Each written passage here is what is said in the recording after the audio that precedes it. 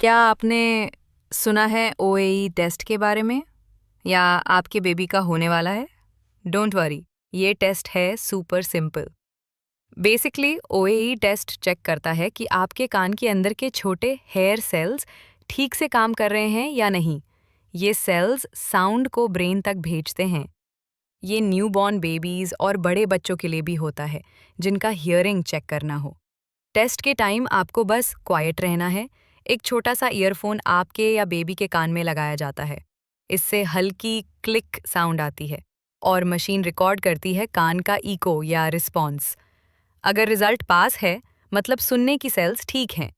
अगर रेफर आता है तो डॉक्टर्स आगे एडवाइस करते हैं। सेफ और फास्ट है। अर्ली डिटेक्शन बहुत ज़रूरी है। और अगर आपको बेरा टेस्ट के बारे में जानना है तो हमारा पिछला वीडियो ज़रूर देखें। कोई भी डाउट हो तो कमेंट में ज़रूर पूछें।